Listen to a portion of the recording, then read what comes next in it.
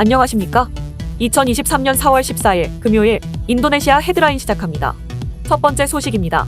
지난 10일 우리나라 외교부는 한국과 인도네시아 수교 50주년 홍보대사에 슈퍼주니어 멤버이자 배우 최시원을 위촉했다고 밝혔습니다.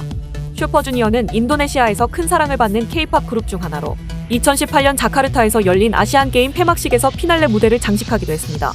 박진 외교부 장관은 위촉식에서 한국과 인도네시아는 협력과 신뢰의 반세기 역사를 거쳐 앞으로 새로운 50년을 바라보고 있다며 최시원이 그간 다양한 활동을 통해 양국 간 민간 교류에 큰 역할을 해왔다고 말했습니다.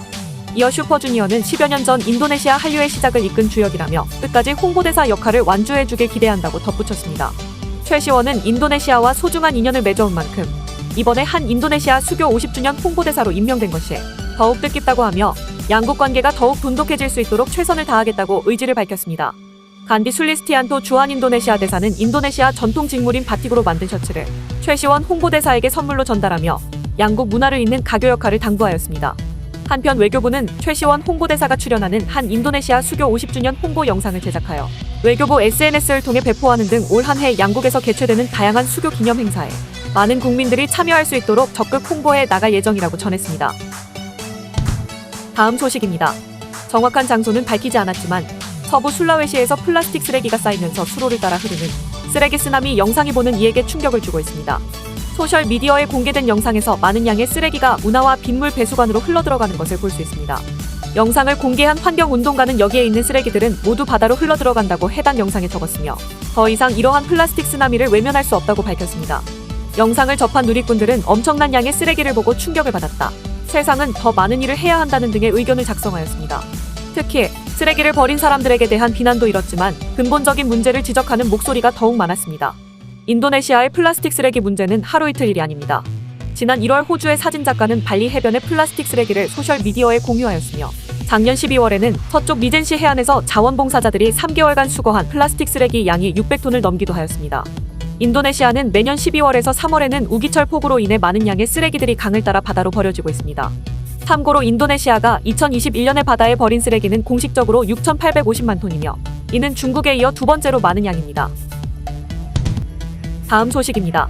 인도네시아 정부는 리아우 제도의 바탐섬에서 인신매매 범죄의 공무원과 민간 단체가 연루된 것에 대해 우려를 표명했습니다. 마흐푸드 정치, 법률 및 안보조정 장관은 최근 바탐에 있는 인신매매 피해자 쉼터를 방문하여 쉼터 운영자인 지역 가톨릭 교회와 만나 인신매매 문제에 대해 논의했습니다. 이날 장관은 인신매매 범죄의 공무원이 연루되었다는 강력한 증거가 있다고 말하며 입수한 명단을 가지고 철저히 조사하겠다고 약속했습니다. 또한 장관은 연루된 공무원과 단체들도 공공의 적이라며 그들은 인도네시아 청년들을 팔아 돈을 벌기 때문에 인신매매와도 같은 범죄자라며 용납될 수 없는 범죄라고 말하였습니다. 해당 지역에서는 주로 말레이시아로 밀입국을 시도하며 말레이시아는 인도네시아, 방글라데시, 네팔에서 온 수백만 명의 외국인 근로자에 의존하여 현지인들이 기피하는 공장 및 농장의 일자리를 채우고 있습니다. 과거 인도네시아는 매년 수백 명의 인도네시아 노동자들을 말레이시아로 보냈지만 2017년 노동보호법이 강화되면서 밀입국 시도가 높아지고 있습니다. 작년에 밝혀진 밀입국자들은 총 752명으로 전년도에 비해 2배 이상 증가하였다고 외교부는 발표하였습니다.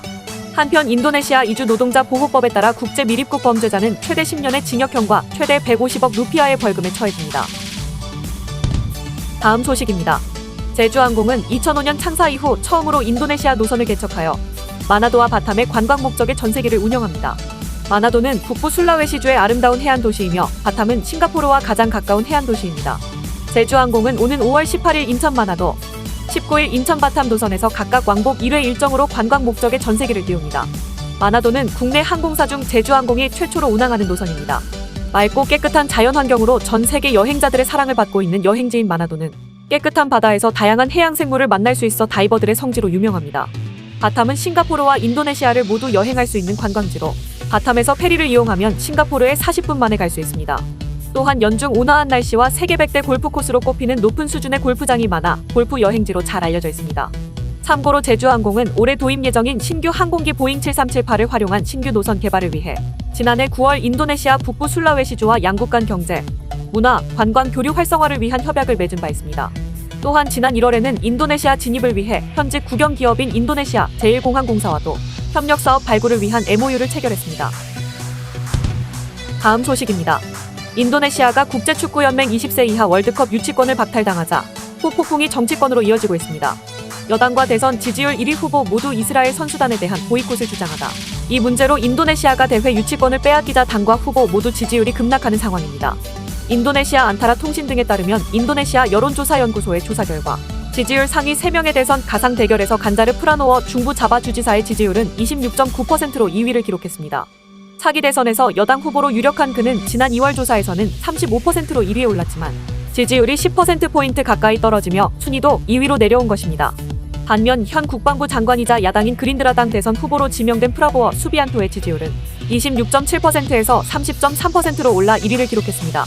아니스 바스웨단 전 자카르타 주지사는 3위를 기록했지만 지지율은 24%에서 25.3%로 1.3%포인트 올랐습니다. 정당 지지율에서도 여당이 하락했습니다. 여당인 투쟁민주당의 지지율은 지난 1월 22%였지만 이번 조사에서는 17.7%로 하락했습니다. 반면 야당인 그린드라당의 지지율은 10.9%에서 12.8%로 올랐습니다. 이처럼 대선 1위 주자와 여당의 지지율이 크게 떨어진 것에 대해 전문가들은 인도네시아의 20세 이하 월드컵 개최권 박탈의 영향이라고 해석하고 있습니다. 참고로 인도네시아는 오는 5월부터 20세 이하 월드컵을 개최할 예정이었습니다. 하지만 이슬람 국가 인도네시아와 앙숙인 이스라엘이 본선에 진출하자 인도네시아 내에서는 극단주의 이슬람 단체들을 중심으로 이스라엘 선수단이 입국하면 이들을 납치하겠다고 위협하는 등 이스라엘 보이콧 움직임이 벌어졌습니다. 이에 조코이 대통령이 직접 나서서 스포츠와 정치를 혼동하지 말아달라고 강조했지만 대통령의 호소에도 여당인 투쟁민주당은 성명을 내고 이스라엘의 참가를 막아야 한다고 주장했으며 간자르 주지사 역시 이스라엘 팀을 거부해야 한다고 목소리를 높였습니다. 여론조사를 진행한 LSI의 다야디 하난 소장은 이번 20세 이하 월드컵 박탈에 누가 책임이 있느냐는 질문에 간자르 주지사의 이름이 많이 거론됐다며 이스라엘 선수단에 대한 그의 발언이 지지율 하락에 결정적인 영향을 미친 것 같다고 말했습니다. 한편 인도네시아는 내년 2월 14일 대선과 총선을 동시에 진행할 예정입니다. 다음 소식입니다. 인도네시아 디지털 플랫폼 고투가 재무 구조 개선을 위한 대대적인 인력 구조 조정에도 호평을 받고 있습니다. 베트남 자본 매각과 함께 구조 조정의 속도를 높여 근본적인 펀더멘털을 개선해야 한다는 지적입니다. 11일 인도네시아 증권거래소에 따르면 고투는 지난해 총 40조 4천억 루피아의 순손실을 기록했습니다. 이는 전년 대비 56% 증가한 수치입니다. 고투는 지난해 실적 부진이 이어지자 대규모 감원에 나섰습니다. 지난해 11월 전체 직원 중 12%에 해당하는 1,300명을 감축한 데 이어 지난달에는 600명을 추가로 해고했습니다. 이와 관련해 고투는 보다 능률적인 조직을 만들기 위해 불가피한 결정이었다고 설명했습니다. 그럼에도 전문가들의 반응은 냉담합니다. 우선 상장 시기가 잘못됐다는 지적이 나오고 있습니다. 리서치 인스티튜트 상무이사는 고투에는 시간 부족이 가장 큰 문제라면서 시장이 업종을 외면하고 급성장보다는 이윤을 요구하는 상황에서 상장을 결정한 것이 패착이라고 분석했습니다. 고투는 지난 2021년 5월 인도네시아 최초 데카코닝 고잭과 전자상거래업체 토코피디아가 합병해 출범했으며 인도네시아 기업 역사상 최대 규모의 합병이었습니다. 고투는 이듬해 4월 인도네시아 증권거래소에 상장했지만 주가는 공모가인 338루피아보다 훨씬 낮은 수준으로 떨어졌습니다. 현재 고투 시가총액은 119조 6천억 루피아로 전체 상장사 중 14위에 해당합니다. 한편 인력 구조 조정을 넘어 사업 전반에 대한 개선 작업이 필요하다는 목소리도 나옵니다. 구체적으로는 베트남 자본 매각 등을 통해 사업 효율성을 제고해야 한다는 지적입니다. 싱가포르 컨설팅 회사 모멘텀 웍스의 장간 리 CEO는 인력을 줄이는 것만으로는 충분하지 않다면서 모든 운영 영역에서 효율성을 강화하고 비용을 절감하는 보다 과감한 조치가 필요하다고 말했습니다. 다음 소식입니다. 올해 6월로 예정됐던 인도네시아의 첫 고속철도 개통이 8월로 연기되었습니다. 안타라 통신 등에 따르면 루훗 해양투자조정 장관은 기자회견을 열어 자카르타 반둥 고속열차는 올해 8월 18일 독립기념일에 맞춰 운행을 시작할 예정이라고 밝혔습니다. 또한 이번 고속철도 건설 사업 비용이 당초 예상보다 12억 달러 늘어나게 됐다며 초과 비용을 충당하기 위해 중국개발은행과 추가 대출 논의를 하고 있다고 설명했습니다. 이어 중국 측이 추가 대출 금리를 연 3.4%로 제한하고 있지만 인도네시아는 기존 대출과 같은 연 2% 금리를 요구하고 있다며 조만간 대출 협상도 마무리될 것으로 기대한다고 말했습니다. 참고로 동남아시아 첫 번째 고속철인 인도네시아 고속철 사업은 자카르타에서 반둥까지 142km 구간을 연결하는 사업입니다. 고속철도가 개통되면 현재 차로 3시간 이상 걸리는 이동시간이 약 40분으로 줄어듭니다. 중국은 2015년 일본을 따돌리고 해당 사업권을 따냈습니다. 수주 당시 총 사업비는 60억 달러로 책정되었습니다. 이 중 4분의 3인 45억 달러는 중국개발은행이 40년 만기 연 2% 금리로 대출해주고 나머지 자금은 인도네시아와 중국이 출자해 만든 인도네시아 중국 합자회사가 감당하기로 했습니다. 해당 사업은 2019년 완공을 목표로 시작했지만 인도네시아의 복잡한 토지 수용 절차와 코로나19 사태까지 겹치면서 계속 늦어지고 있습니다. 이 영향으로 사업비는 당초 예상보다 12억 달러 늘어나게 되었습니다. 다만 예상했던 사업비 초과액보다는 작을 전망입니다. 인도네시아는 늘어난 사업비도 75%는 중국개발은행 대출로 충당하고 나머지는 합자회사의 증자를 통해 사업비를 충당하기로 한 상황입니다. 이처럼 사업비가 늘어나고 대출금도 불어나면서 인도네시아가 스리랑카나 파키스탄처럼 중국의 1대1로 채무덫에 빠지는 것이 아니냐는 우려도 커지고 있습니다. 시청해주셔서 감사합니다. 다음 시간에 뵙겠습니다.